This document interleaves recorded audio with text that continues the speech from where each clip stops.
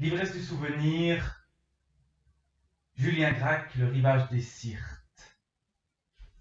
Le livre est vieux, le livre tombe en poussière. Le rivage des Syrtes, librairie José Corti, 1951. Il a été tiré de cet ouvrage 40 exemplaires sur Berger de Rive, numérotés de 1 à 40, et 60 exemplaires sur Vélin Purfil Lafuma, numérotés de 41 à 100. Le rivage des Syrtes, un vieux bouquin que plus personne ne lit. Pourtant, je l'ai lu jadis. Quand? Je n'en sais rien. Qu'en est-il resté? L'ivresse du souvenir, parfois, est ténue. Il ne reste de cette lecture que le sentiment d'un livre où l'on attend un événement inéluctable. Nous sommes dans une ville, nous sommes près d'une frontière, il y a un désert, il y a une mer, et l'ennemi arrive. L'ennemi va arriver. On le sait, on le découvre, on l'attend.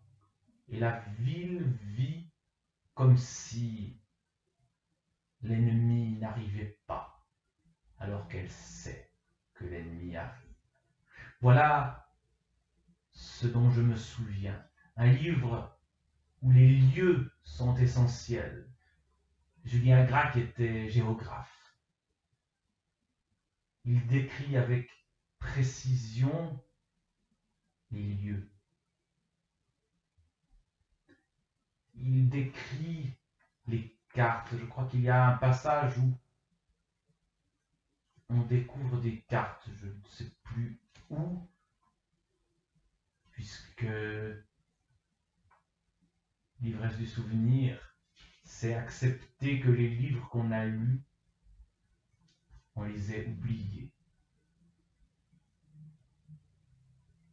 J'appartiens à l'une des plus vieilles familles d'Orsena. Je garde de mon enfance le souvenir d'années tranquilles, de calme et de plénitude entre le vieux palais de la rue San Domenico et la maison des champs au bord de la Zenta, où nous ramenait chaque été et où j'accompagnais déjà mon père, chevauchant à travers ses terres ou vérifiant les comptes de ses intendants. Nous sommes à Orsena, une ville qui sonne à l'italienne, une de ces cités de l'Italie de la Renaissance, mais nous sommes dans une période plus récente, ou pas d'ailleurs. Il y a ces Syrtes. Ce sont des ennemis, je crois. Dans sa volonté arrêtée de m'éloigner de la capitale et de me rompre aux fatigues d'une vie plus rude, mon père m'avait servi peut-être au-delà de mes vagues désirs de changement. La province des Syrtes, perdue aux confins du sud, est comme l'Ultima Thule des territoires d'Orsena. Ce n'est pas l'ennemi, les Syrtes, c'est la frontière. Ces espaces entre deux, ces espaces à la fois ouverts et fermés, ces espaces qui font peur parce que c'est de là que vient l'ennemi. Et l'ennemi est sur le point d'arriver. La ville d'Orsena est sur le point de s'effondrer. Et tout le roman, c'est la prise de conscience petit à petit de l'inéluctable fin de la ville. Elle se fait loin de cette ville, dans cette garnison où il n'y a pas grand monde, mais où l'on sait, où l'on sent, où l'on devine qu'il est trop tard.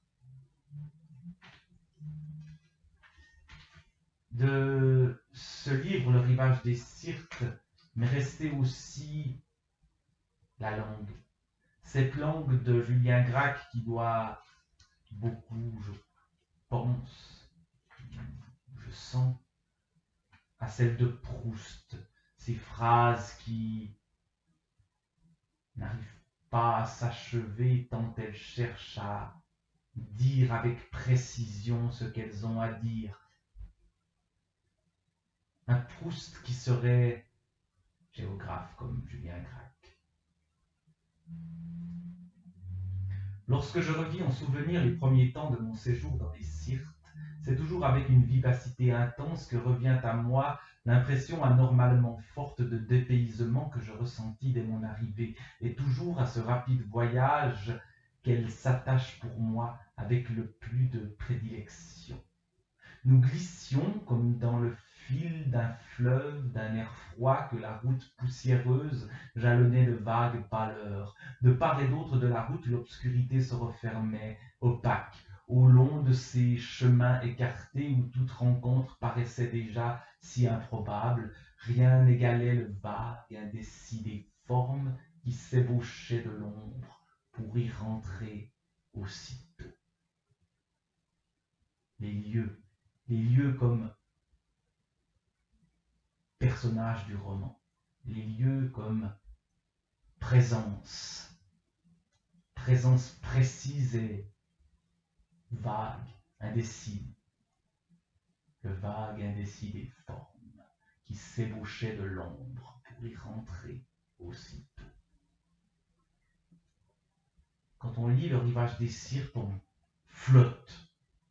On ne sait pas trop où on est, en même temps, tout est décrit, tout est dit sur le lieu. Mais ce lieu n'existe pas, ce lieu n'existera plus avant même d'avoir existé.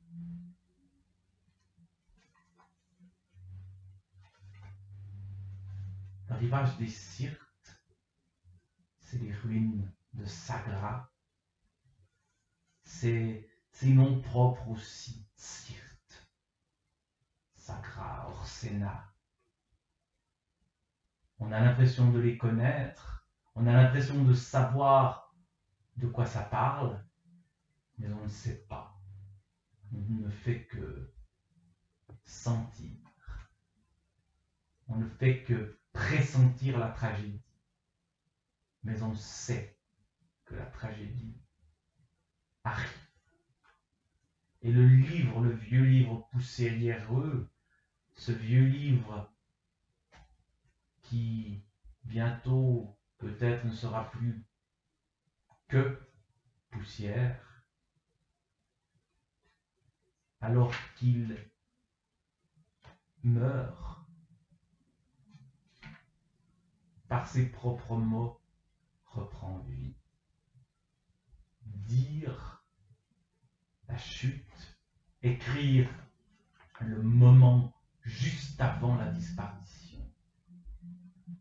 Voilà peut-être, car j'extrapole, mon souvenir est très vague. Voilà peut-être ce que Julien Gracq a